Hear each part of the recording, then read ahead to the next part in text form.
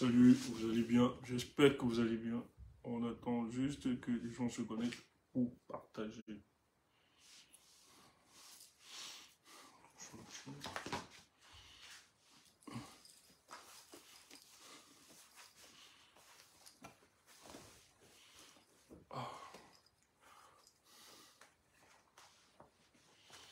Bonsoir, bonsoir, bonsoir tout le monde. Comme promis, je l'ai fait.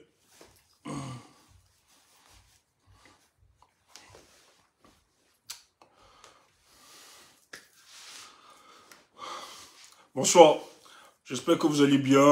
Et voilà, la semaine est en train de bien se terminer de votre côté.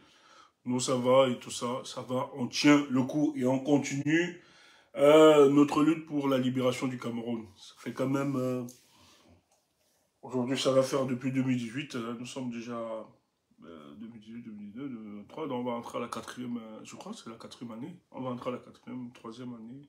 Alors, 2018, 2019...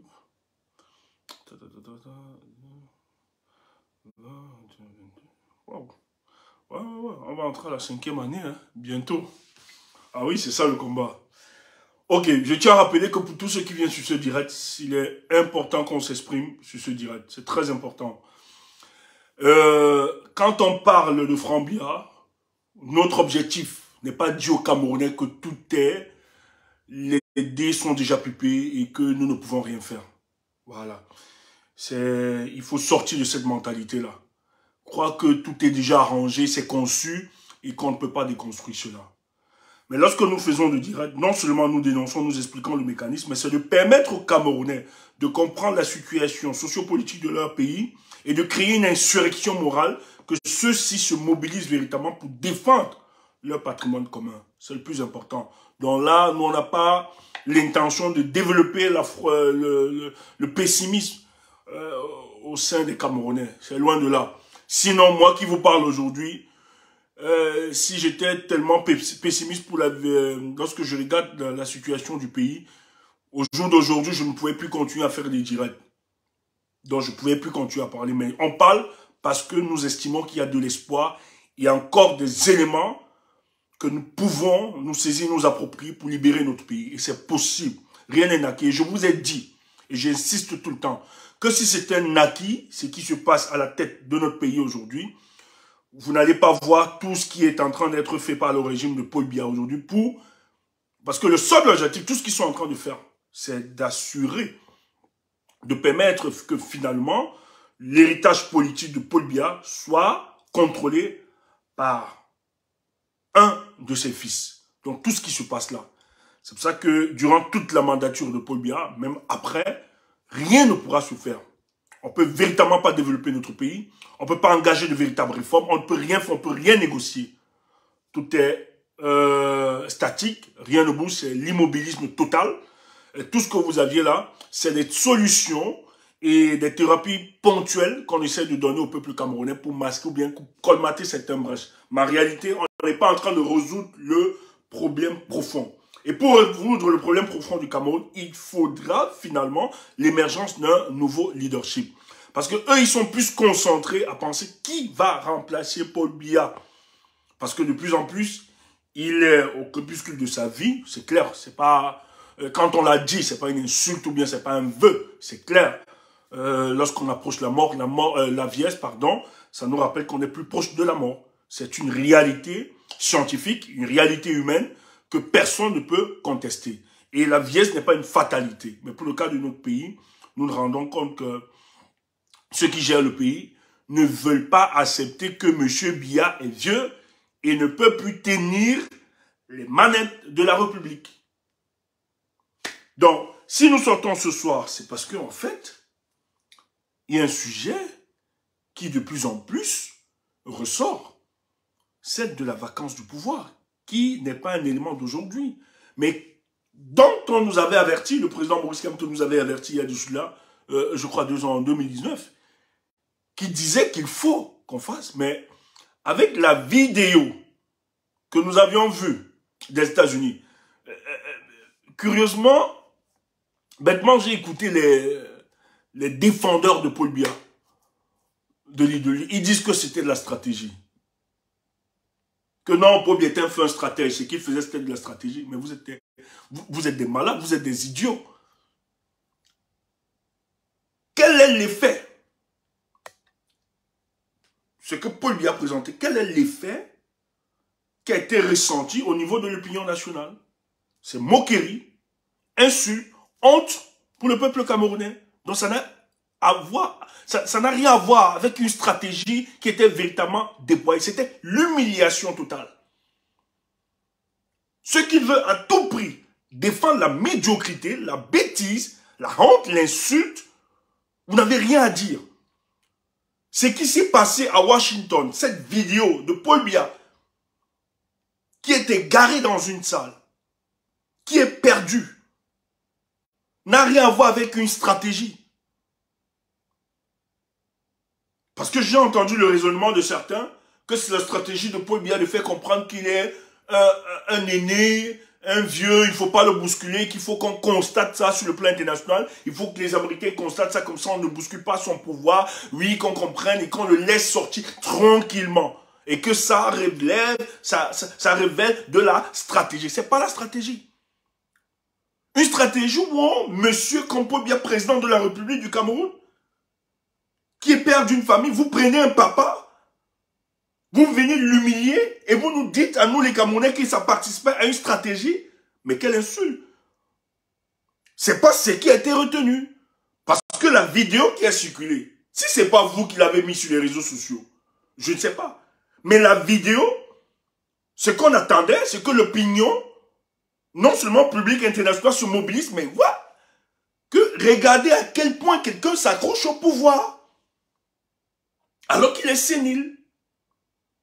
Il est frappé par un dysfonctionnement de sa cellule cérébrale. Il ne peut plus agir, il ne peut plus réfléchir. C'était d'exposer la honte de notre pays. Si vous êtes fiers de ça, tout le monde n'est pas fier. Tout le monde n'est pas fier.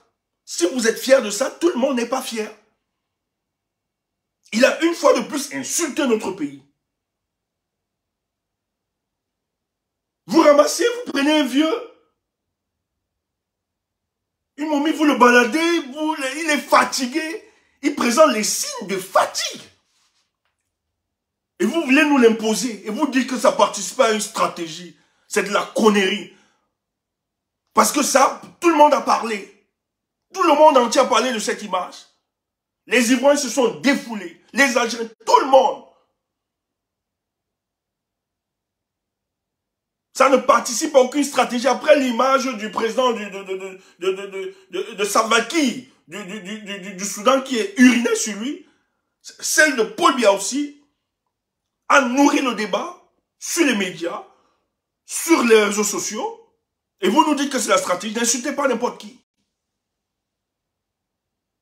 Et vous le savez très bien que ce monsieur est fatigué. Mais comme votre business, votre deal, c'est d'organiser le mécanisme pour que son fils le succède. C'est pour ça que vous êtes obligé de le déplacer. Vous êtes obligé de forcer. Paul Biya ne peut plus se déplacer normalement. C'est un avion médicalisé aujourd'hui qui est affrété au président de la République du Cameroun. Qui prouve qu'il est fragile. Qui prouve qu'il n'est plus en santé. Mais on nous l'impose. Il doit aller en retraite. Mais quand vous voyez où il décide de le déplacer dans les États, ça participe à une stratégie. Et c'est pour ça que nous allons parler de cette stratégie ce soir. Donc, si nous parlons de ça, parce que j'entends des gens dire, mais pourquoi vous faites la fixation? Mais écoutez, moi j'ai des gens qui m'ont dit, à l'époque quand je commençais à parler de Franc Biya, les gens m'ont dit, non, c'est pas ce temps. Mais aujourd'hui, il faut qu'on se réalise que ça participait d'une stratégie de Franc Biya. Que non, il n'est pas pouvoiriste, il ne peut pas. Mais qui vous a dit? Qui vous a dit que Franc Biya ne veut pas goûter, ne veut pas remplacer son papa? Qui vous a dit que son papa n'a pas travaillé, n'a pas passé toute sa mandature à travailler pour que son fils puisse lui succéder? Vous croyez que Paul Biya rester là-bas tranquillement pour permettre que d'autres personnes prendre ce pouvoir alors qu'ils estiment que c'est un pouvoir qu'ils ont hérité de Dieu et que c'est une monarchie. Ils doivent donner à un membre de la tribu, du clan. Quand je parle de la tribu ici, je ne parle pas de la tribu Boulou bien. Non, non, non. Le clan Vendor. Faut le dire ainsi. Cette petite famille-là. Ils estiment qu'ils ont le pouvoir et ils doivent se pérenniser à la tête du Cameroun. Il faut parler de ça. Il faut parler de ce sujet. C'est très très important. Pourquoi? Parce que le serpent n'est plus dangereux. C'est un adage africain qui le dit. Le serpent est dangereux quand on ne l'a pas vu. Mais quand on l'a vu, il n'est plus dangereux. Et c'est pour ça qu'il faut insister. Le mettre dans le subconscient et la conscience des Camerounais. Que ce garçon, nous devons avoir le regard sur lui. C'est très important. Parce que si nous dormons, ils vont nous l'imposer. Ils vont nous l'imposer. Donc, ça tombe bien, la vacance du pouvoir. Je vous ai dit que je devais faire la deuxième sortie. Et ma deuxième sortie, sur Frambia, est l'offensive diplomatique qui est lancée. En réalité, les gens ne savent pas, les gens dorment tranquillement, on se dit non, les choses avancent normalement.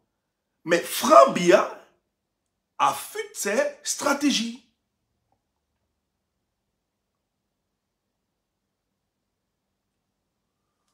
Paul Biya fatigué. De plus en plus, on restreint les rencontres de Paul Biya, les réunions, on les réduit à cause de son état physique, qui ne lui permet plus de se déployer. Mais d'où vient l'importance et la pertinence de faire déplacer le président de la République dans un avion médicalisé pour qu'il s'y rende aux États-Unis? Nous l'avons expliqué ici plusieurs fois, que les États-Unis étaient véritablement en fou avec la politique menée par le régime en place. Et on se rappelle très bien qu'avant l'élection 2018, la position des États-Unis était claire. Ils ont envoyé leur ambassadeur signifier qu'il fallait que Paul Biya organise une élection libre et transparente et que eux, ils devaient s'appuyer sur le choix du peuple camerounais. Paul Biya a écouté, il n'a jamais répondu, il a fait le forcing, il allait à cette élection. Les États-Unis lui ont même conseillé de tout faire pour pacifier le nord-ouest et le sud-ouest. On se le rappelle. Donc il y avait un froid entre les États-Unis parce que les États-Unis, qu'on ne le voit pas, se comportent comme étant les gendarmes du monde. Et les États-Unis n'étaient pas très adossés, ou bien n'acceptaient pas la politique, la vision du régime en place. Parce qu'elle estimait que pour avoir le Cameroun, il était important qu'elle s'asseye sur un véritable leadership qui bénéficie de la légitimité populaire. Et elle avait les renseignements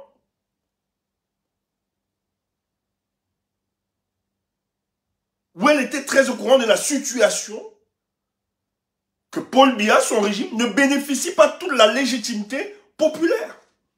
Donc il sera très difficile de Paul Biya d'engager le Cameroun sur les questions de relations bilatérales entre les États-Unis et le Cameroun. Et les États-Unis, qui sont clairs dans leur position, dans leur politique, même si on peut le mettre en guillemets, se disent être ceux qui prennent l'air de la démocratie dans les États. Donc, collaborer avec un État qui n'a aucun fondement sur la démocratie remettrait en contradiction les États-Unis et les pays qui se revendiquent de la démocratie. Donc, il était donc important pour les États-Unis de demander à Paul Biya d'ouvrir le jeu et pour qu'on assiste à une stabilité du Cameroun et de la sous-région. C'est pour ça que lorsqu'il propose à Paul Biya d'organiser une élection libre, c'était non seulement d'effacer les groupes, les fractions, les clans autour de lui, qui eux aussi sont à la quête du pouvoir. N'oubliez pas le G11. Tous ceux qui sont en prison, les collaborateurs de Paul Biya, n'oublions pas que c'est une épuration politique de Paul Biya. Ça n'a rien à voir avec le détournement de fonds de deniers publics. Parce que s'il faut parler de détournement de fonds de deniers publics, Paul Biya serait le premier bandit à être en prison. Donc il n'y a qu'une objectivité dans l'opération Épervier. C'est juste une opération politique pour disqualifier tous les collaborateurs qui ont osé guetter le siège de Paul Biya. Et les États-Unis étant renseignés donc sur l'enrichissement illicite des collaborateurs de Paul Biya qui pouvaient entretenir des rébellions, demandant avant 2018 qu'il était donc question pour sauver le Cameroun et garder la stabilité, non seulement au Cameroun, mais dans la sous-région, d'organiser des élections libres et transparentes où le peuple pouvait se prononcer et on devait faire avec ce nouveau leadership. Mais pourquoi les États-Unis insistent? Parce qu'il faut se rappeler, tout le temps il faut qu'on insiste, qu'on fasse de la pédagogie. C'est parce qu'en 2001, le vice-président américain Dick Cheney à l'époque, sous l'administration de George Bush, qui était un puissant du lobbying pétrolier, les États-Unis, dans le déploiement de leur nouvelle stratégie pour 2015, se disent, l'administration américaine, ils ont tellement de problèmes dans le Moyen-Orient, où le sentiment anti-américain est très développé là-bas, et où ils ont un problème, où l'Iran menace tout le temps de fermer le détroit d'Ormuz, là où transitent les 2/3 du pétrole mondial. Donc, les États-Unis se disent, il faut parer à ce chantage. Il est donc important pour nous de retrouver des zones d'intérêt vital. Et donc, le golfe de Guinée a été donc pensé, parce que le golfe de Guinée, je tiens à vous rappeler, que c'est des richesses halieutiques, gazières, pétrolières incroyables. Et le pétrole qu'on y retrouve dans le golfe de Guinée est un pétrole dont le raffinement de ce pétrole ne demande pas tellement de coûts. Parce qu'il a peu de contenance en soufre. Donc, Dick Cheney propose en 2001, dans cette vision, qu'il est important pour nous d'exploiter les ressources halieutiques, gazières, pétrolières, dans le golfe de Guinée qui balaie plusieurs pays africains. Et le cas du Cameroun est très intéressant. Pourquoi? Parce que le Cameroun, de par sa position géographique, elle a une très belle position dans le golfe de Guinée, où le littoral du Cameroun, elle a un littoral de 475 km de littoral qui donne un véritable balayage sur le golfe de Guinée. Donc, quand vous avez, c'est pas pour rien que après la Turquie, le Cameroun, son ambassade, l'ambassade des États-Unis est l'un des plus grosses ambassades. Après celui de la Turquie, je pense bien. Il est le 3e plus grosse ambassade de par le monde. Les États-Unis ont vraiment investi dans l'ambassade américaine au Cameroun. Parce que c'est un pôle stratégique. Donc, quand tu as la position géographique du Cameroun, ou dans son golfe de Guinée, tu as 475 km du littoral, c'est une position stratégique de contrôle de tout cet espace. Parce que c'est important qu'on le rappelle. Mais les États-Unis, pour avoir dans ce contrôle, parce que n'oubliez pas, les puissances estiment que pour avoir de la puissance et pour garder son hégémonie, il faut avoir le contrôle de l'Afrique. C'est une grosse bataille. Ne l'oubliez jamais. Voilà donc comment est même créé Africom, qui a été beaucoup dénoncé et critiqué.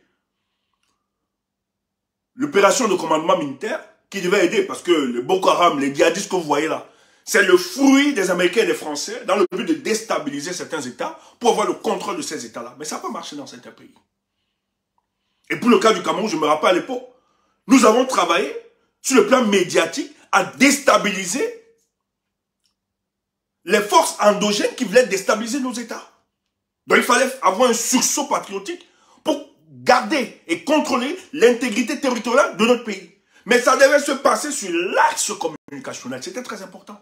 Et nous avons travaillé dans ce sens-là. Dénoncer et fait comprendre que le Boko Haram, en réalité, n'était qu'une création des États-Unis, qui s'est fait à l'ambassade des États-Unis au Nigeria, en complicité avec des pays comme le Qatar et l'Arabie Saoudite. C'est important. Mais sur le plan communicationnel, nous, on était patriotes. On a réussi à contrôler ça. Les peuples étaient aiguisés, étaient enseignés. Les peuples étaient informés. Les peuples étaient formés, ont compris que c'était une chaîne de déstabilisation des États. C'est pour ça que ça n'a pas pu prospérer. Mais entre-temps, il y a un problème, il y a une donne géopolitique internationale qui s'impose à nous aujourd'hui. La guerre de l'Iran. Parce qu'il ne faut pas l'oublier, la guerre de l'Ukraine et de la Russie. Où les États-Unis, les Européens, en aucune la France, veulent absolument que les pays africains prennent position claire et nette face à la Russie. C'est-à-dire doivent condamner la Russie. Et vous avez vu que lors des rencontres à l'ONU, où il fallait se prononcer sur les votes, le Cameroun a toujours brillé par son absence. Faut bien, c'est un bandit. C'est un régime de bandits, ils savent ce qu'ils font. Un Ponce Pilate. Donc, les autres même étaient là et se sont abstenus. Mais Paul Biya n'a pas envoyé un représentant. Allez voir tous les rapports, tous les votes. Le Cameroun a toujours brillé, quand il fallait condamner, le Cameroun a toujours brillé par son absence. Pourquoi? Il ne faut pas fâcher le bloc occidental, il ne faut pas aussi fâcher le bloc de l'Est, dans Moscou. Mais entre-temps, il y a une influence russe en Afrique centrale, où le président Touadéra, le président centrafricain, décide d'inviter la Russie pour sa protection et contrer les projets obscurs et mortifères de la France dans la Centrafrique. On a vu comment les Russes ont aidé les Centrafricains à débouter les Français dans cette zone-là. Et la France se tremble que les autres dictateurs pourront être séduits par la nouvelle donne de Moscou et perdre l'influence. Donc, l'offensive diplomatique qui se lance donc. Tu as Macron, le lobbying de Paul Biya organise, parce que finalement, les gens, ces présidents qui se revendiquent des pays de démocratie, de grande démocratie, dans un discours où ils sont souvent embarrassés, avec des vieilles coquilles de la dictature, de discuter avec eux, ou bien de se présenter devant les médias avec eux. On a vu subitement qu'en juillet, Macron décide d'aller rendre visite à Paul Biya.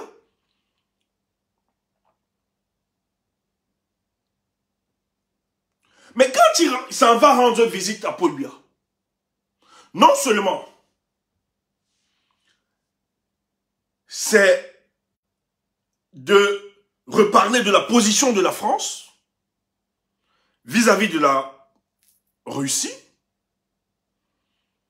et de dire clairement au régime de Paul Biya de prendre position par rapport à la guerre qui se passe. Et Paul Biya donc, sachant que sur le contexte international, il y a véritablement un problème où on demande de se positionner. Mais il sait très bien que les mêmes patrons sur lesquels il s'accroche ne sont pas totalement fiers de sa politique parce qu'il y a une pression des populations qui estiment qu'il va falloir repenser le fonctionnement de nos États. Et que cette duplicité congénitale qu'a la France doit cesser en Afrique. Donc Macron est embarrassé par une volonté des populations de se défaire des vieilles dictatures.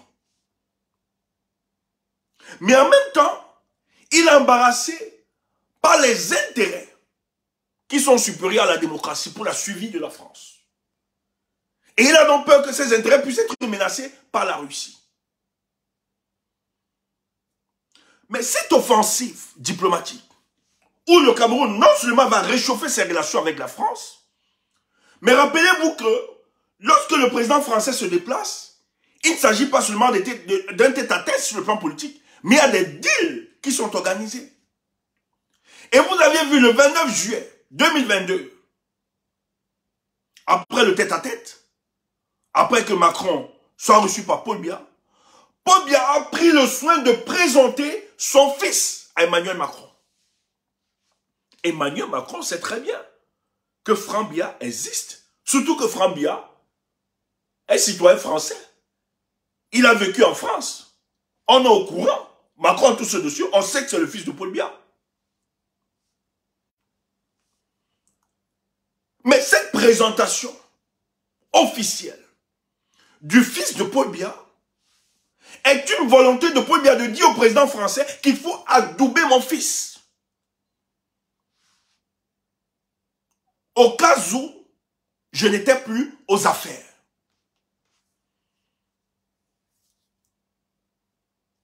Est-ce que tu entends ça? Donc, la volonté de Paul Biya de présenter son fils à Emmanuel Macron était de dire à Emmanuel Macron, à partir d'aujourd'hui, le véritable interlocuteur, parce que moi je suis vieux, c'est ce que Paul Biya disait, je suis ton grand-père. C'est ce qu'il disait à Macron. On n'a pas la même vision du monde. Donc, je te présente donc mon fils, qui est ton jeune frère. C'est le nouvel interlocuteur entre le Cameroun et la France. Donc, à partir d'aujourd'hui, sache que si tu veux t'adresser à moi, Paul Biya, tu devras t'adresser à mon fils. C'est ça, cette présentation officielle. Parce qu'il n'y a pas besoin des caméras. Mais c'est un message sur le plan politique, c'est un message clair.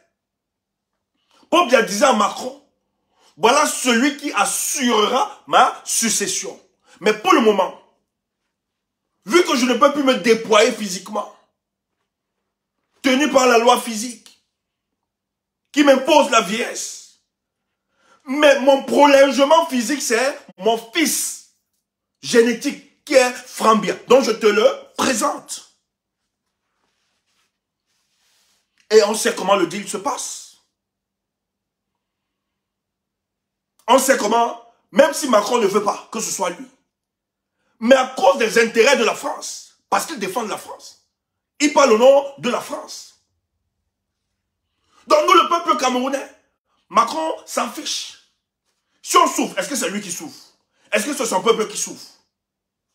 Donc si le business, le deal, si on lui garantit que non, son influence sera toujours tenue et qu'il aura les autres pays de la sous-région, il est obligé de valider.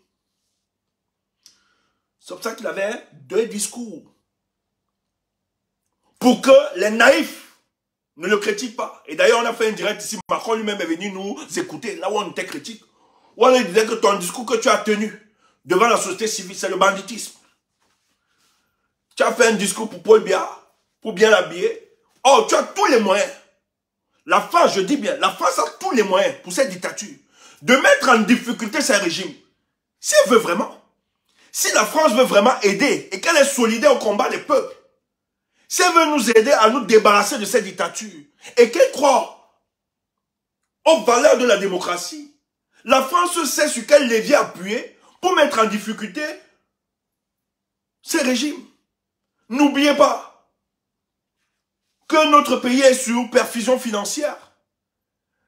En 2019, la France a doté le Cameroun de plus de 100 000 millions d'euros pour payer les fonctionnaires. C'est la France.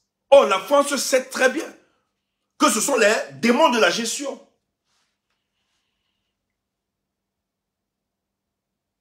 Allez voir ce qu'ils sont en train de faire à Poutine. Parce que Poutine veut protéger son territoire. Allez voir les bagatelles de sanctions qu'ils ont dressées contre la Russie pour fragiliser la Russie. Or, heureusement que la Russie est un pays souverain. Et quand je parle de la souveraineté, elle a une justice, elle a une économie, elle a un système monétaire, elle a une armée qui peut réagir, qui ne dépend pas. Elle a ses leviers de souveraineté. Ce qu'elle n'a pas besoin forcément d'attendre de l'extérieur. Mais nous, dont notre économie est extravertie. Si seulement, on ne demande pas à Macron de faire la guerre, mais s'il ferme seulement le robinet, je vous assure, il serait difficile. Ils l'ont fait pour Gbagbo. Rappelez-vous qu'à l'époque de Gbagbo en 2010, pour fragiliser Gbagbo, pour que le peuple se retourne contre lui, ils ont bloqué tout. Même le médicament, on n'en voyait plus en Côte d'Ivoire pour fragiliser Laurent Gbagbo. Et tu vois son peuple, le peuple de Laurent Gbagbo, malgré tout l'amour qu'ils avaient pour eux, le peuple était déjà affamé. Le peuple mourait parce qu'il n'y a pas de médicaments. C'est pour ça que Gbagbo était obligé de tomber. Il n'avait pas prévu cela. Il n'avait pas anticipé sur ce comportement dangereux de la France. Donc la France a les leviers. Si elle veut aider, si elle est solidaire du combat.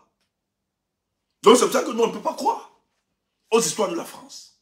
Donc, dans le deal, cette offensive diplomatique, parce que Paul Biya sait très bien que le pouvoir, pour l'avoir, il n'y a pas seulement l'intervention cosmique. Parce que la dernière fois, notre sortie sur Franck Biya, on dirait qu'il y avait une intervention, une onction cosmique qu'il devait recevoir dans les chaufferies traditionnelles. Où il était accompagné par un de ses amis bandits, Ghislain Nguéou, qui lui rassure aussi que dans les chaufferies babliquées, tu mens. Tu mens. Tu mens. Et je suis content que même au nord où tu es passé, le Ré Bouba, vice-président du Sénat, après que tu sois parti, le peuple s'est frustré là-bas. Que c'est quoi? Nous ne sommes pas des faiseurs du roi. C'est quoi? Nous aussi on peut guetter ses places.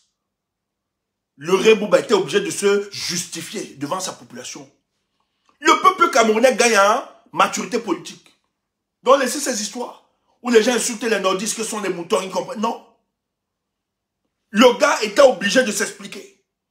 Il a invité sa population. Non, c'était une visite de courtoisie. Il venait seulement visiter. Il n'y a pas de deal. D'ailleurs, nous on respecte la démocratie. C'est le Ré Bouba qui s'exprimait comme ça. Président régional du RDPC dans le Nord. Ça va être difficile. Donc, Franck Biya, c'est qu'il faut, il y a certains paramètres qu'il faut avoir avec soi-même. Donc, la France lui dit donc que nous, on n'a pas de problème. Si ça passe, tant mieux. Mais il va falloir réchauffer aussi vos relations avec les États-Unis. Tu vas dire, mais Stéphane dit ça pourquoi? Pourquoi Stéphane parle de ça pourquoi? Franck Biya qui? Mais tu vas comprendre. Voilà donc le sommet. Surtout que vous savez très bien que Paul Biya s'intéresse beaucoup plus aux rencontres. Quand c'est la France, il est beaucoup plus motivé à se déplacer quand c'est la rencontre entre la France et les présidents africains. Mais quand c'est d'autres pays, même les États-Unis, il n'est pas. Mais depuis 2016, avec la crise anglophone, Paul Biya a compris la capacité des Américains s'ils veulent vraiment déstabiliser un pays. Paul Biya a compris la capacité de puissance des États-Unis. Et d'ailleurs, la guerre anglophone qui a fragilisé l'économie de notre pays, qui est un problème, où aujourd'hui, on est obligé d'augmenter tous les impôts parce qu'en fait, il faut l'effort des guerres. Et ça coûte terriblement. Depuis que ça a commencé, ça coûte terriblement. Et il y a une véritable résistance. Et ceux qui résistent, selon les rapports des renseignements américains, certains, je ne sais pas s'il est biaisé ou pas, les gens estiment, même les renseignements camerounais estiment que le financement et le déploiement de la logistique de ces gars qui se battent pour la restauration de leur État, la provenance à 70% vient des États-Unis. Et ça fragilise le pouvoir central. On ne peut plus rien faire. Vous savez très bien que ces zones sont des zones en vie.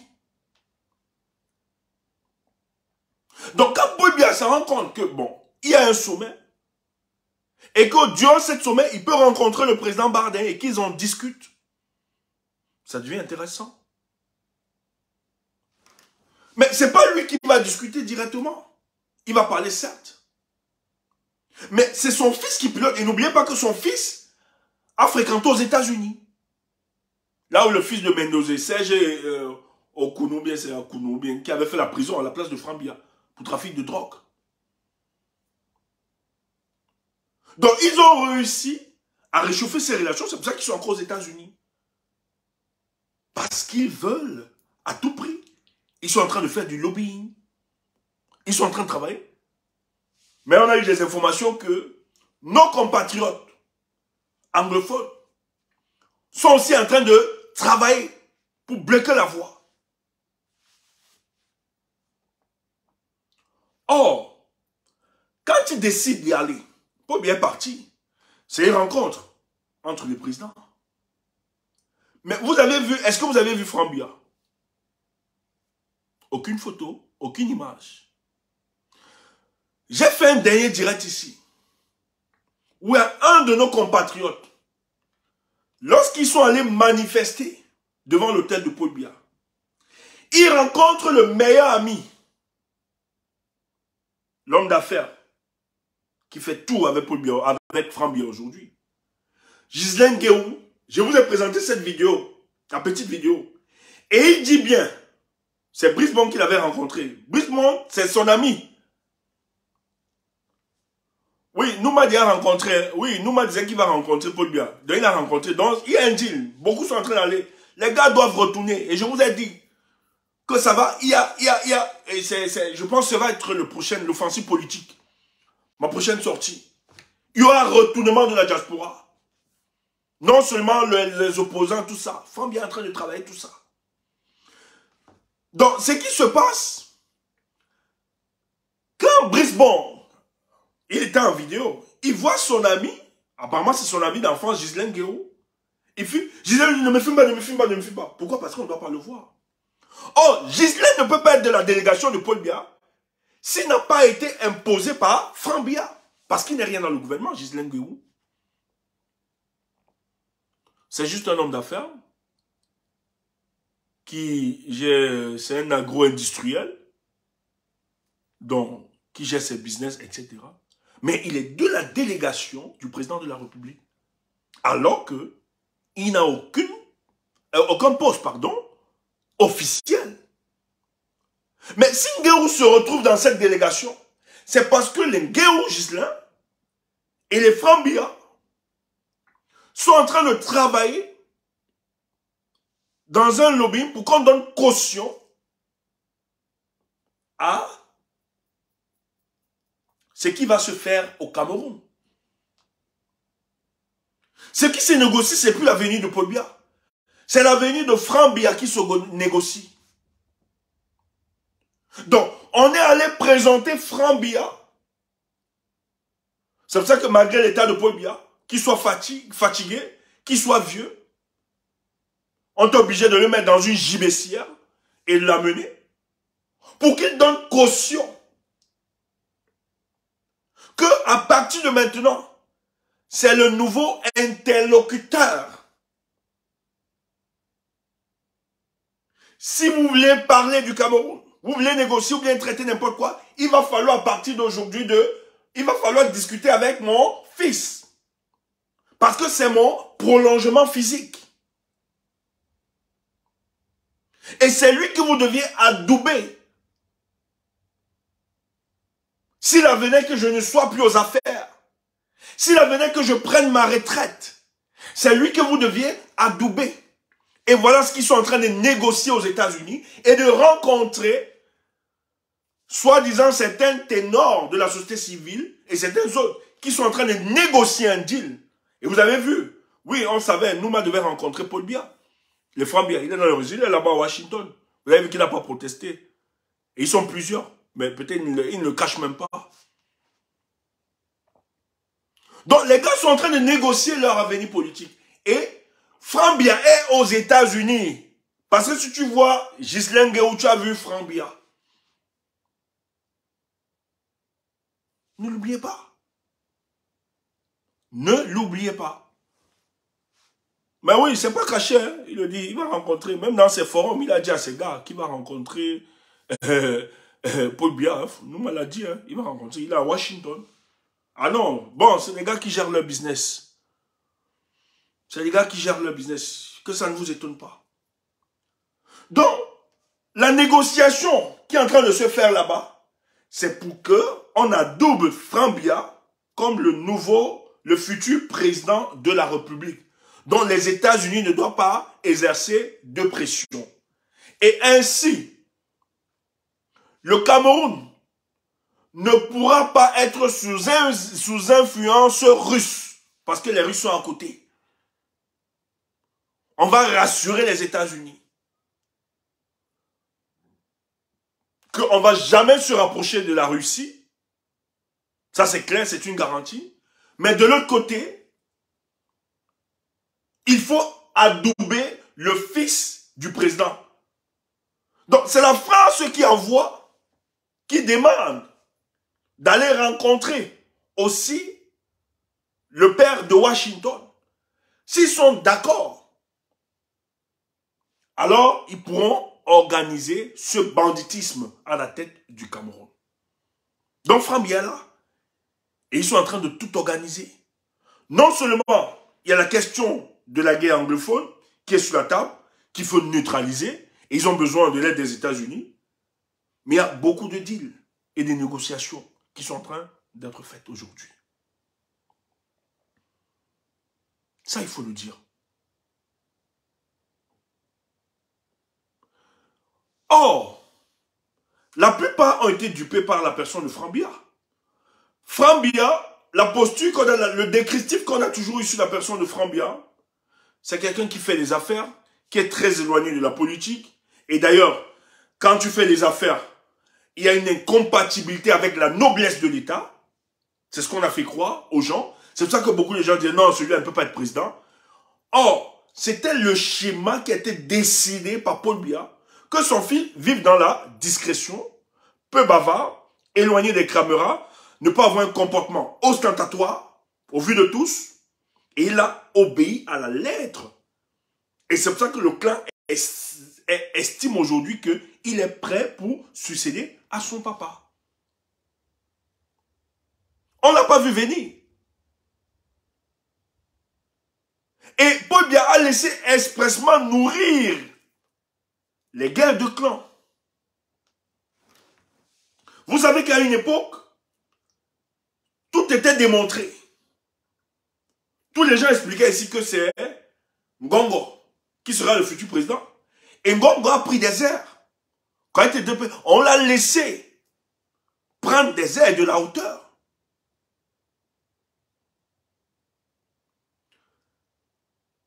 Lorsque le moment est arrivé, Ngongo a été rappelé de manière brutale qu'il est juste un petit collaborateur de Paul Biya. Un instrument aux mains de Paul Biya, dont on utilisait. Et vous voyez comment il a été fragile. Paul Biya Ngongo a été dépossédé de son pouvoir. Il ne peut plus avoir ce même zèle. Or, quand ceux-là le font, ce n'est pas seulement bénéfique à Paul Biya. Ce n'est pas ça.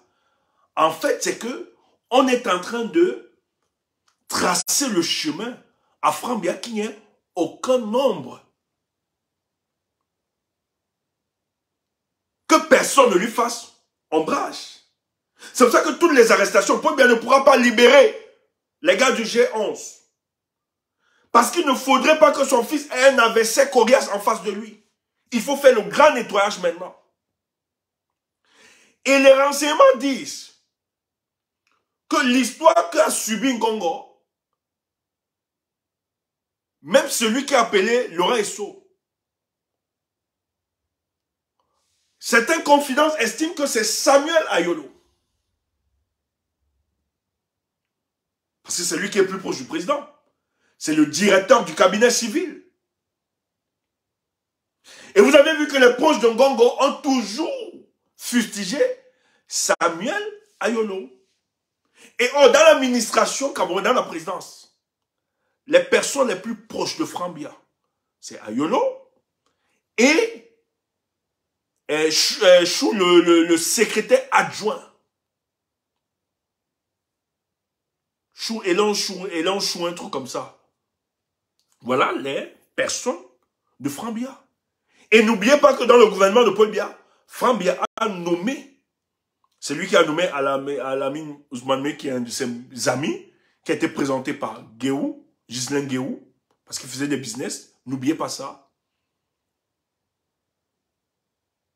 C'est lui qui a imposé son oncle, Robin Kili, le cadet à sa maman.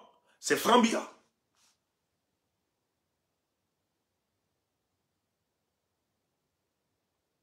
Les Motazé, c'est Frambia. C'est son clan. Le dîner pour l'anniversaire de Paul Biya en 2022, lorsque Paul Biya a son anniversaire en février 2022, Yannick Noah s'est retrouvé à cet anniversaire par l'intervention de Frambia.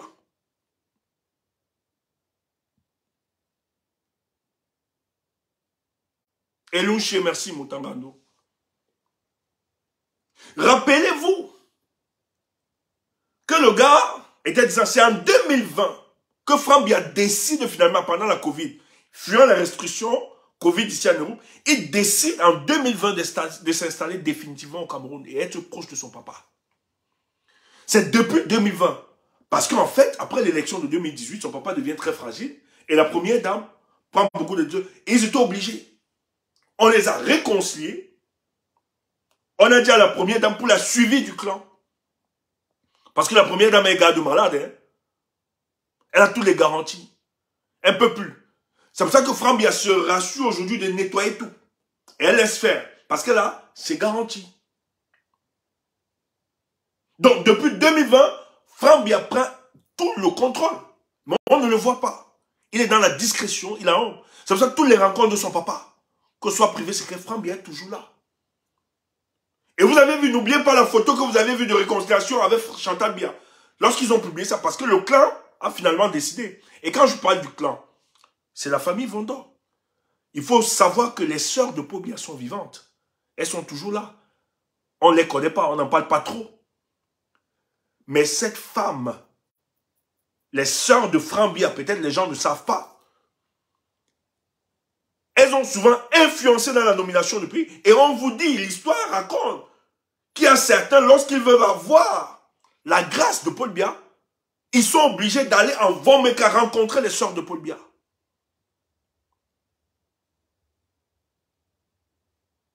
Et les sœurs de Paul Biya estiment que pour la suivi du clan, c'est Frambia qui va devoir. Et elles ont une autorité, Chantal ne peut pas. Parce que le président aime tellement sa famille, très attaché. On sait comment il est attaché à sa famille et ses sœurs. Donc, Chantal a beau gesticuler.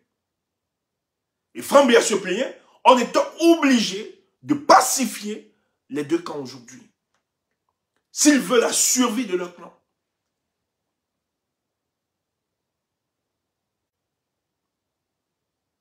Et vous allez voir que de plus en plus, le Frambia qui était discret, et ça va même au-delà.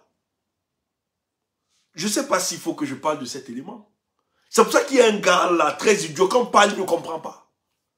Il va être fragilisé. Je ne vais pas prononcer, pour ceux qui ont les oreilles pour entendre, seront. Parce que Frambia n'est pas prêt à accepter avoir devant lui des gens qui lui feront ombrage.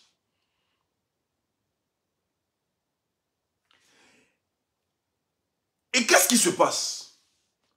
Quand son père décide de ne pas le nommer, c'était une stratégie. Les gens pensaient que non, c'est parce que Paul Biya n'est pas un despote. Il ne fait pas du népotisme d'État. Pour lui, ceux qui doivent gérer la République doivent être ceux des compétents, etc. Mais le fait de ne pas associer son fils à la gestion directe, donc de bénéficier d'une nomination comme on fait ses compères dans la sous-région, ne participait qu'à une stratégie de Paul Biya. non seulement de laisser les intentions de ses collaborateurs être démasquées, et le moment venu, les nettoyer pour donner le boulevard à son fils. C'est pour ça que beaucoup ont douté de l'efficacité, ou bien et son fils ne se prononce pas jusqu'au jour d'aujourd'hui. Il ne présente pas. Il n'a pas dit officiellement, il ne s'est jamais prononcé sur ces questions, qu'il a une intention de prendre le pouvoir. Mais c'est les analystes et ceux qui observent la scène politique qui ont quand même certains faisceaux d'indices qui peuvent dire aujourd'hui que le fils là que vous négligez est en train de se construire. On a fragilisé tout le monde. Rappelez-vous Baoula qui se revendique d'être le fils de Paul Biya. Djibé Baoula. Rappelez-vous que Djibé Baoula était fragilisé. Qui passait son temps à dénoncer Paul Biya. Moi je me rappelle dans une télé où on travaillait ensemble avec Djibé Baoula. On avait appelé le responsable de cette télévision qui ne reçoit plus Djibé Baoula. J'ai été même dans la négociation, je suis allé voir le responsable. À l'époque, j'avais causé avec Djibé Baoula. Il me dit, petit frère, pourquoi ton boss ne me veut pas? J'ai dit, ok, je vais aller pour discuter. Comme il m'écoute beaucoup. Je vais aller discuter avec lui. Le responsable de cette chaîne m'a dit clairement que tu ne sais pas moi le problème. Moi, il n'y a pas de problème que Baoula s'exprime. C'est que ces gens ne veulent pas qu'il parle sur le plateau. Et Djibé Baoula, quand il se retrouve en prison, même s'il y a les histoires de chanter de loyer, mais c'est Franck Biya qui était caché derrière. Parce que Djibé Baoula sur les plateaux de télévision, où il était utilisé par Chantal Biya, il devait fragiliser la personne de Franck Biya. Et ils ont vite renversé cela. C'est ça que Djibé ne peut plus se prononcer. Quand ils le font, les gens pensent non, c'est pour permettre au fils d'avoir un véritable boulevard. On l'a fragilisé. Djibé Baoula.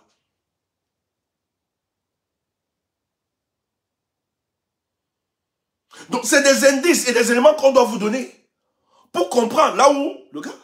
Qu'est-ce qui se passe? Quand son père donc décide de ne pas intégrer son fils, c'est qu'en fait, sa stratégie, ce n'est pas prêter l'intention aux analystes ou bien à ses collaborateurs, mais c'est de laisser ses collaborateurs exprimer le désir de brider la magistrature suprême. Et comme ça, il les écrase. Donc c'était légitime pour ça. Les Marafat sont en prison parce que les Marafat, avant que 2011 n'arrive, ont été clavés Paul Biya. Nous t'avons accompagné.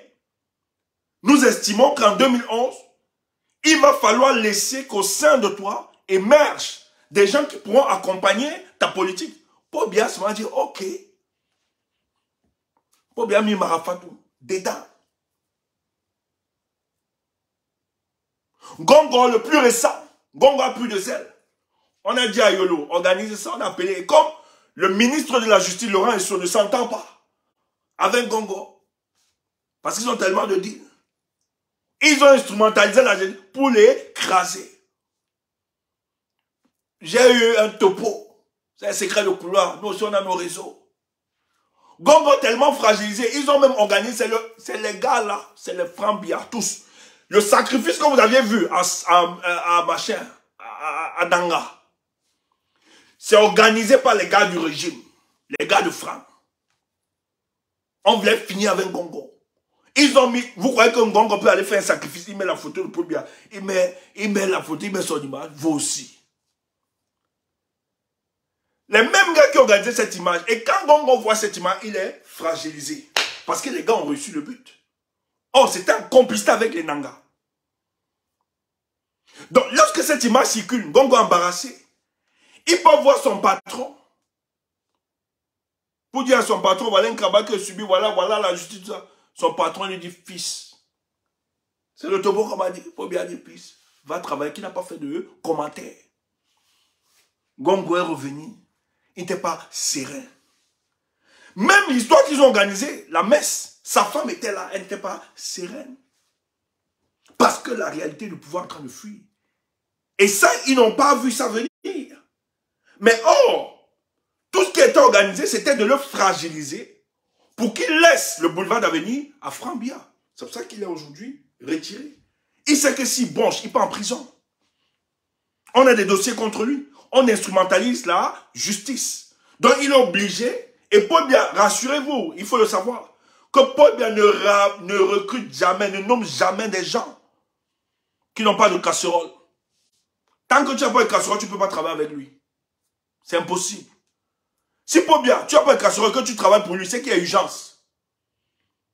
C'est qu'ils sont coincés et que tu es le plus compétent. Et il te faut.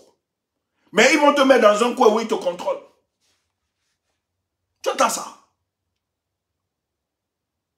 Donc voilà comment Franck Biya est en train de, tout subtilement, et son père ne l'a pas nommé, parce que son père voulait voir les intentions de ses collaborateurs. Voilà pourquoi Paul Biya ne passe pas par la règle des autres. Mais qu'est-ce que son père fait? Son père le rapproche comme étant conseiller.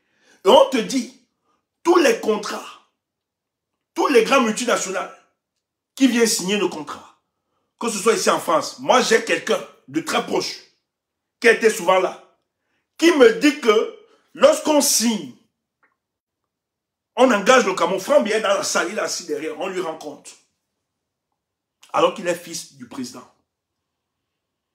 Donc, avant d'engager la signature du Cameroun, on demande au fils du président. Ça, c'est encore plus récent. Et les gens ont développé une certaine rhétorique. Non, c'est un affairiste. Et plus que les affaires, quand tu fais les affaires, il y a incompatibilité avec la noblesse de l'État. Donc, les gens n'ont pas vu le jeu qui s'organisait autour de Franck Biya pour le positionner. Et qu'est-ce que Paul Biya a laissé? Il laisse expressement que les clans se bagarrent, se querellent. Donc, vous avez vu que tous les réseaux fractionnels autour de Paul Biya qui guettent le siège, bagarre. Lorenzo ne veut pas Ngongo. Motazé ne veut pas Ngongo. Les Mebengo ne veulent pas tel. Les réseaux de tel, les réseaux de tel. Tous sont neutralisés. Maintenant, qu'est-ce qui se passe? Paul Biya maintenant sort son fils, qui est son fils biologique, mais qui a celui-là qui a plus de légitimité que autres, et qu'ils estiment, parce que les autres sont compromis. Sur la dimension politique, Paul Biya estime que ses collaborateurs, tous, eux-mêmes ils savent qu'ils sont tous compromis. Donc, que si un des camps, ou bien un réseau fractionné prend le pouvoir, elle arrête le pouvoir, il va écraser l'autre réseau. Il y aura une chasse aux sorcières. Maintenant, pour éviter dans la chasse aux sorcières, et c'est pour ça, dans l'axe politique, sur l'offensive politique que je vais vous expliquer, je vais mieux vous expliquer ça là-bas. Donc, sur l'axe politique, le RDPC, ces caciques-là, contraints, parce qu'eux aussi veulent survivre politiquement. Comme ils se menacent entre eux, ils se neutralisent entre eux. Pour le bien de leur suivi à eux tous les groupes. Parce que tous travaillent au nom de Paul Biya. Ils font allégeance au nom de Paul Biya. Ils se sont rendus puissants à cause de Paul Biya. Maintenant, celui qui va arbitrer les querelles et qui va taire toutes ces querelles aujourd'hui, puisque les autres sont compromis, ils vont donc estimer que le fils, qui n'est pas compromis sur le plan politique, entre eux, parce que lui-même, Franck Biya, c'est un bandit, n'oubliez pas. Donc, ils vont estimer que le fils qui n'est pas lui compromis, alors, si on émerge son leadership, il pourra donc trancher toutes les querelles et taire ces querelles au sein du mouvement. C'est pour ça que, dans la vision, la stratégie, c'est une des stratégies, pas forcément ça. Si Paul Biya décide de s'écarter du pouvoir, le RDPC, dans son congrès, sera donc obligé de porter Franck Biya comme le candidat légitime et le nouveau naturel du parti.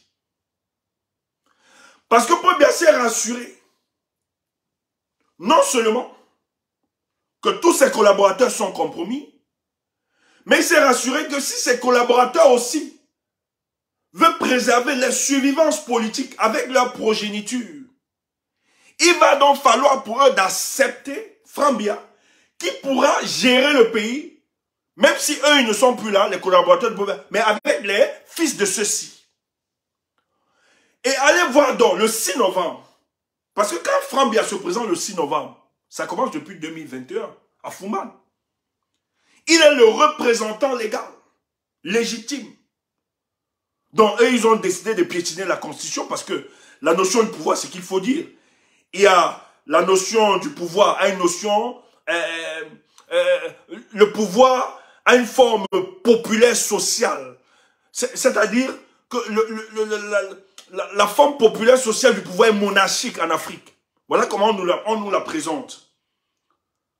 Donc, lorsque le fils du président se présente, parce que les Africains sont conditionnés et préparés à ça, donc lorsque le fils se présente, et ils estiment que c'est légitime, c'est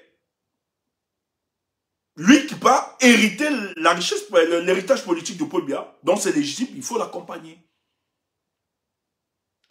Et Frambia, donc, non seulement depuis 2011 représente son père, parce que je vous l'ai dit, que Frambia est le prolongement physique de son papa, parce que les conditions physiques, la réalité, la loi de la physique, de la dégradation qui s'impose à toute la matière, où les matières doivent se dégrader, et pour le cas de l'homme, la loi physique de la dégradation nous amène à vieillir, quelque part à cogner la porte de la mort. Mais pour perdurer dans le temps, la nature nous a permis de nous prolonger. Et nous prolonger, ce n'est pas la procréation. Donc quand Frambia se présente, c'est le prolongement physique de Paul Biya. En réalité, dans le subconscient des Africains, et de nous les Camerounais, si tu as vu Frambia, tu as vu le Père. C'est comme la Trinité. Quand Jésus disait à ses disciples, celui qui m'a vu a vu le Père. C'est pareil. Donc, ce qui s'explique donc, vous avez vu que c'est lui qui représente son papa. Merci pour les étoiles. Merci. Ça manquait déjà, hein, quand même. Merci pour les étoiles. Je revis encore des étoiles. Mais le 6 novembre, le plus récent, non seulement Frambia a représenté son père, mais c'est la première fois que Frambia aborde l'écharpe du RDPC. Regardez bien. Au nord, pour le 6 novembre, Frambia aborde l'écharpe du RDPC. Oh, n'oubliez pas qu'il y a un mouvement des franquistes qui a émergé, qui est un mouvement qui préparait le subconscient des Camerounais à l'acceptation du Fils et de voir les forces obscures qui devaient combattre ce mouvement et les contenir. Donc quand Frambia a eu finalement l'information qu'il a étouffé toutes les forces obscures qui voulaient le déstabiliser, il pouvait donc aborder l'écharpe du parti de son papa. Parce que quand il se revendique être héritier de son papa, ça veut dire qu'il doit continuer même avec le parti politique de son papa. Avoir plus de légitimité.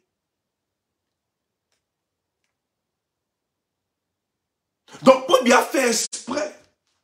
Il a entretenu la querelle entre ses collaborateurs. Parce que rappelez-vous très bien, Paul Biya fonctionne par le Congossa. Le Congossa, le JAPAB, la médisance, le colportage, ça c'est Paul Biya. On met les espions derrière ton téléphone, ils divisent, cognent les têtes. C'est le fonctionnement. Selon la théorie de diviser pour mieux régner. Et maintenant, tous ces groupes sont fragilisés. Ils estiment donc, parce que finalement, il n'y aura personne. Lorsque le RDPC, ou bien Paul Biya décidera de prendre sa retraite politique, puisque les réseaux fractionnels autour de Paul Biya se sont neutralisés, se querellent, se bagarrent, ont des rancœurs, au sein donc de leur mouvement, la personne qui aura plus de légitimité de pacifier le mouvement de son père, de taire les querelles et de permettre la survivance politique, non seulement de Paul Biya, mais de ses collaborateurs. C'est le fils Franck Biya. Donc, Franck Biya aujourd'hui aux États-Unis, c'est pour demander aux Américains, avec son père. Son père doit le présenter aux Américains comme le nouveau interlocuteur. Parce qu'il est le prolongement physique de son papa. Donc, quand Franck Biya va se rassurer que tous ces éléments sont en place, parce que ce que nous avions vu cette vidéo, c'est très important. La vidéo de Paul Biya, je dis, la nature nous aime. Les ancêtres nous aiment. Même s'ils disent que c'est une stratégie. Mais cette vidéo de Paul Biya, quand vous regardez ça, ne regardez pas ça au premier degré. La nature a laissé expressement que cette vidéo vienne à nous. C'était dans le but de nous préparer psychologiquement, spirituellement, intellectuellement, politiquement, diplomatiquement, pour qu'on s'arme, pour combattre le nouveau banditisme qu'il veut se déployer pour le cas du Cameroun. Parce que Paul Biya est de plus en plus fragile. Il est sénile, il se perd, vous avez vu dans cette vidéo. Il y a des langues qui disent que le rapport médical de Paul Biya, ce n'est pas très intéressant. Mais avant que tout n'arrive, il faut préparer. C'est pour ça que Franck Biya est non seulement dans une offensive mystico-traditionnelle, diplomatique, politique et aussi médiatique. Parce qu'il faut qu'on la double. Il a donc besoin du silence, de la conspiration du silence des États-Unis et de la France pour se positionner.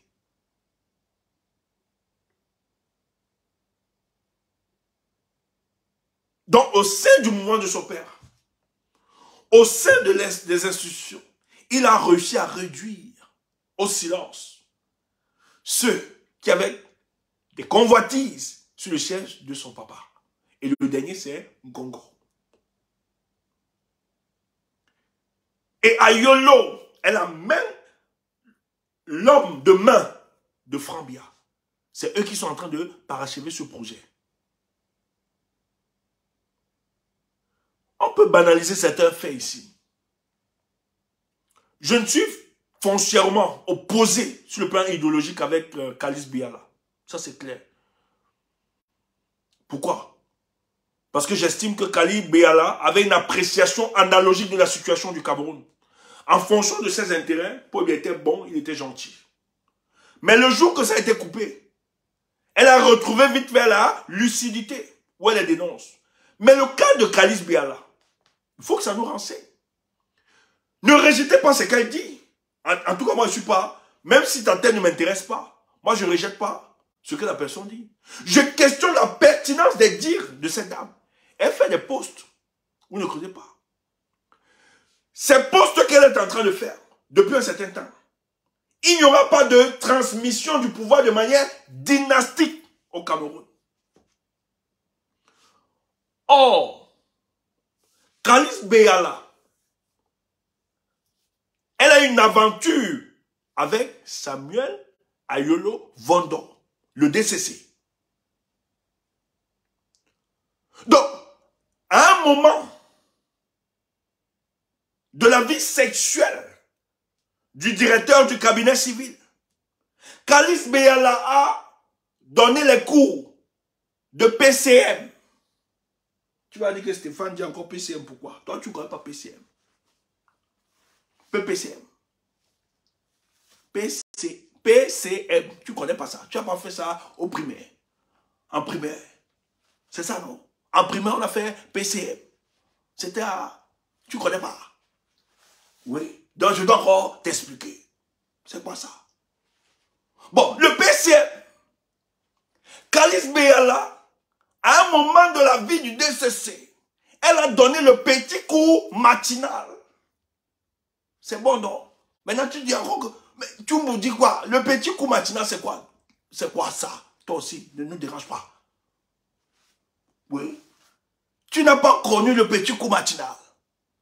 C'est quoi? Tu n'es pas humain? Oui. Donc, toi, tu ne connais pas les plaisirs de la chair. Donc je dois encore t'expliquer ça. C'est quoi ça? Ah. Donc je dois encore t'expliquer le petit coup matinal. Ah. C'est quoi ça? Les mariés savent ce que je dis. Le petit coup matinal. Et ceux qui sont souvent en couple, même pas souvent les mariés, même les gars qui ont leur copine, vous avez expérimenté ça. Maintenant, vous voulez jouer aux anges. C'est quoi? Tu ne connais pas ça? Oui, tu n'yorces pas. Non, nous on yorce. C'est bien pour la santé. Donc, à un moment, elle a donné le petit coup matinal au directeur du cabinet civil. Et on sait très bien que pour avoir le petit coup matinal, c'est souvent l'homme. Parce que de manière biologique, le vrai propriétaire de notre corps, il nous impose une satisfaction biologique matinale. Et alors là, l'homme devient un soumis. Il perd toute sensation de contrôle. Il perd tout sens de raisonnabilité. Tu entends ça? C'est pas de sa faute. Donc, le matin là, l'homme perd tout sens de raisonnabilité. Il laisse entrer en lui son animalité. Et pour donc satisfaire son animalité, la femme propose donc le petit coup matinal. Et elle sait très bien que c'est là où va se jouer son avenir. Si elle aura l'argent de ration, si elle aura l'argent pour aller se coiffer, si elle veut tous les secrets. Et donc, lorsqu'elle donna les petits coups matinaux au directeur du cabinet civil de la République du Cameroun, hey, tu entends ça? Les secrets sont tombés. Donc, c'est pour ça qu'elle nous livre ses secrets. Parce qu'elle connaît l'intention. Elle a été. Et je vous l'ai dit tout à l'heure, que la personne sur qui Frambia s'appuie le plus pour mener sa besogne, pour disqualifier à l'intérieur du gouvernement de son papa, il utilise le DCC. Tu entends ça? Donc quand elle s'exprime, même si tu n'aimes pas sa tête, comme les nous autres, que tu ne fais pas totalement confiance, questionne la pertinence parce qu'elle a été à proximité de ces gens. Tu n'étais pas là. Toi, tu penses que nous, on est où? Nous, on est là. Nous, on est là. On est partout. Je ne vais même pas aller très loin. On connaît tellement qu'on se retient. Parce que ça risque d'exposer nos sources. Parce que notre but aussi, c'est protéger nos sources. Tu entends ça? Donc, Frambia se prépare.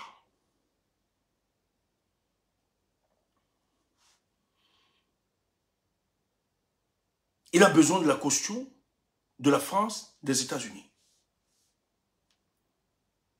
Mais il sait très bien que ça va être très compliqué pour le cas du Cameroun. Et comme son père, c'est quelqu'un de procédural, parce que s'ils savent qu'il impose comme ça, avant que son père ne décède, parce que l'option c'est que si il advienne que son père, parce que son père doit rester, pour bien se présenter en 2025, hein, ils vont faire le jeu avec lui, tout ça. Mais c'est quand il y aura trop de pression bien qu'ils pourront l'écarter. Mais tant qu'il est là, ils vont continuer à jouer le jeu, le fils va se préparer. Mais s'il disparaît avant, je vous le dis,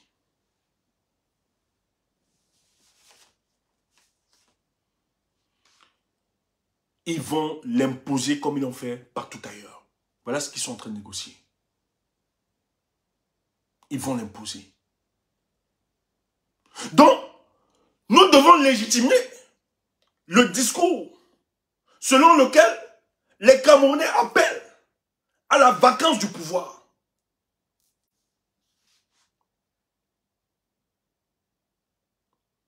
Parce que dans l'esprit du législateur, même s'ils ont cisaillé ça,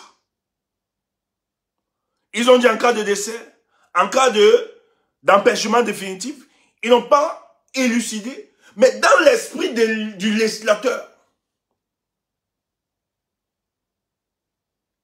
la vacance du pouvoir se constate aussi quand on a un président qui est inapte physiquement et intellectuellement. Parce que les conditions pour être président de la République, ne l'oubliez jamais, jouir de ses facultés. C'est très important. Jouir de ses facultés intellectuelles, physiques. C'est important.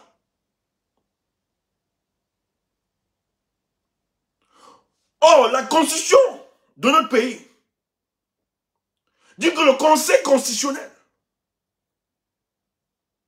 a pour rôle de régulateur du fonctionnement de nos institutions. Quand tu es régulateur, tu dois contrôler, tu dois évaluer, tu dois questionner. Donc si on était dans une république sérieuse, avec l'image, c'est pas seulement cette image, il y a beaucoup d'éléments que nous avions. Le Conseil constitutionnel devait s'asseoir et constater la vacance du pouvoir à cause de la fragilité de l'homme qui dirige. On ne peut pas diriger un pays lorsqu'on ne jouit plus de ses facultés physiques et mentales. C'est impossible.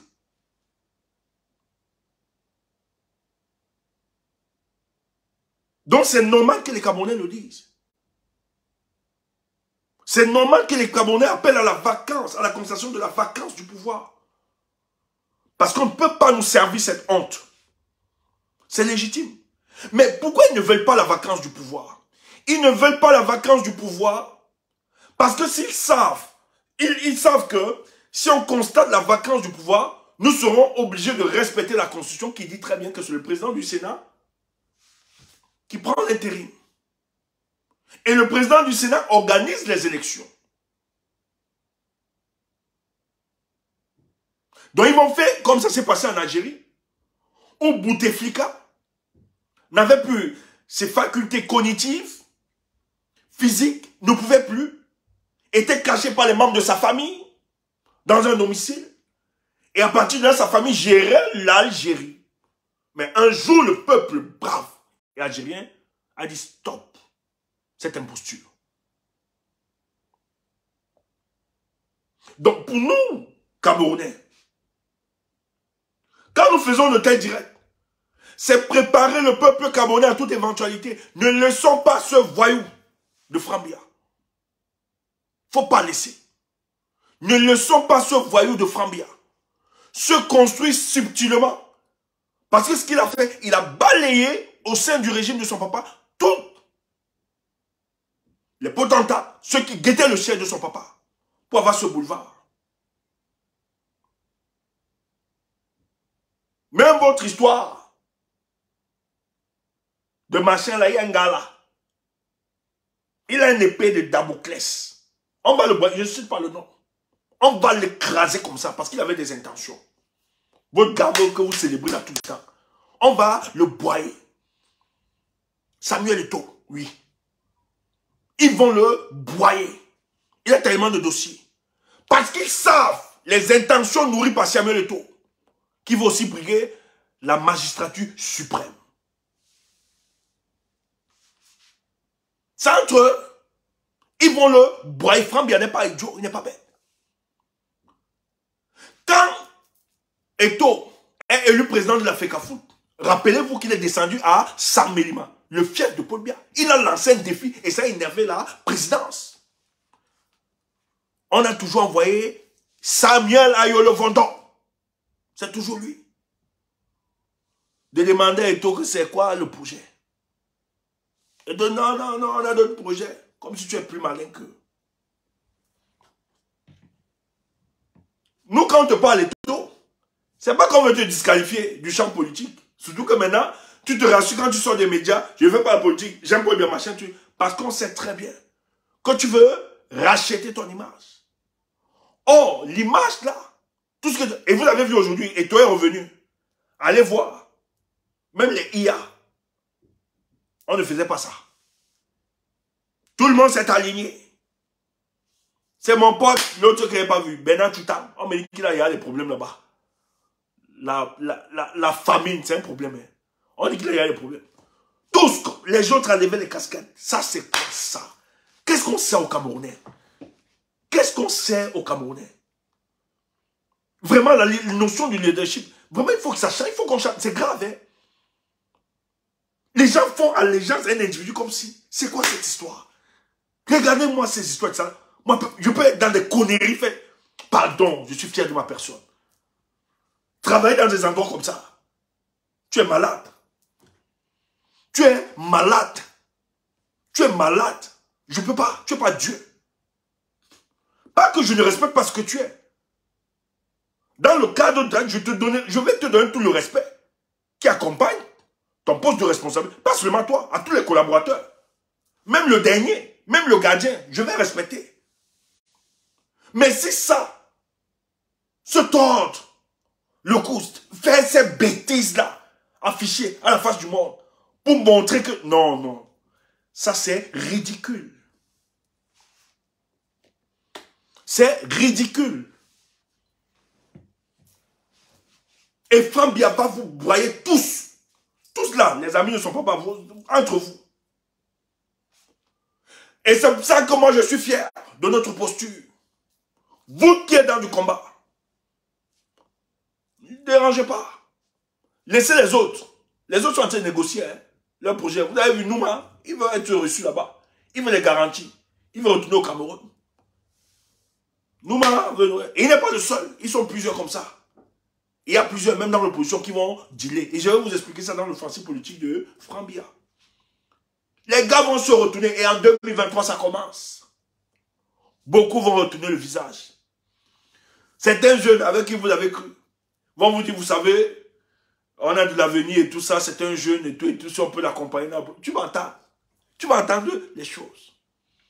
Dans la diaspora, il y a d'autres qui sont perdus. Donc, ils vont s'accrocher sur Frambia et vous verrez le visage pour exister. Après, les gens me disent que tu aimes parler. Ouf! On parle de tout le monde. On parle de tout le monde sur ma page. Non, on parle de tout le monde. Tu t'attaques à notre combat, on parle de toi. Matin, midi, soir. Et ça ne fait pas partie de la distraction. Ça fait partie de la pédagogie révolutionnaire. C'est tout. On doit exposer tous les mécréants, les bandits, les imposteurs dans le combat. C'est normal. Donc si tu attends que j'appelle le nom de ta personne matin, midi, soir, si tu es fâché, va brûler le lac, fous-nous le camp. Nous on va parler de lui. En même temps qu'on parle de lui, ça ne nous empêche pas. Tu comprends? D'être concentré sur le combat. Merci pour les cœurs, merci pour les étoiles. Ça ne nous empêche pas d'être concentré pour le combat. Connerie. Il se comporte mal. On lâche, on bombarde. On bombarde, c'est clair. Vous blaguez, vous avez trop blagué avec ce combat. Vous vous êtes amusé avec ce combat. Il faut qu'on vous montre, qu'on vous oppose des hommes sincères, intègres et déterminés, résolus à trancher la situation clandestine depuis les 27 millions de Camerounais. Si vous êtes venu vous enrichir, ou visibilité, faites vos business. Nous, on n'a pas la même conception de la politique. Si tu veux l'argent, va travailler. On ne vient pas en politique parce qu'on veut l'argent. Si tu veux l'argent, va travailler. Fous-nous le camp. Va te débrouiller.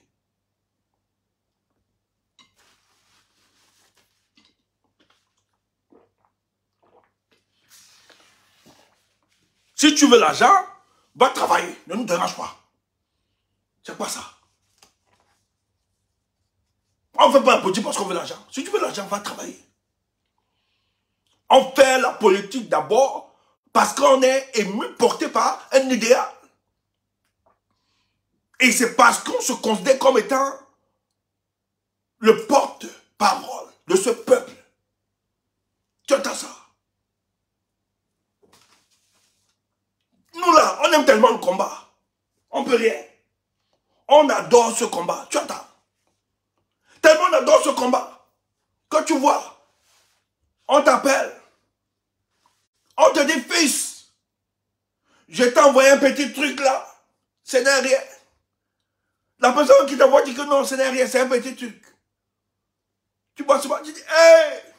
Je dis, mais maman, tu me donnes mon fils. Si j'avais tellement, je te donnerais. Parce que le combat que tu mènes, on doit vous encourager. Tu comprends la bénédiction. Oh, nous, c'est les bonus. On n'a pas appuyé le coup de quelqu'un pour qu'il nous donne. Mais nous, on mène notre combat. Sans ou avec, on mène toujours le combat. Maintenant, il y a d'autres qui estiment que c'est un combat noble, qu'il faut nous soutenir. Tu vois, quelqu'un t'appelle, fils, prends ça. C'est quoi? Tu nous défends tellement. Tu dis, hey, ma terre, tu as pas ça à moi. Vraiment, merci. Oh, n'encaisse. Voilà le bonus.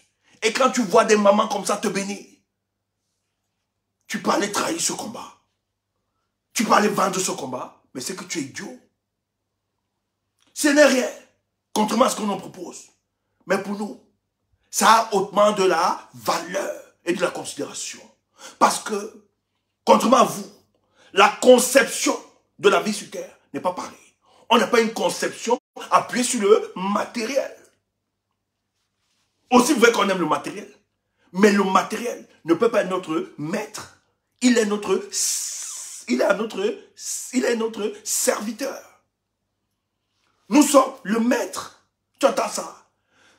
Donc, dans le manquement, ou bien dans l'abondance, nous, on mène le combat. C'est pour ça qu'on est intransigeant avec nous-mêmes. On ne peut pas nous plier. Propose. On nous a proposé les postes. On nous a proposé des trucs. On nous a miroité des...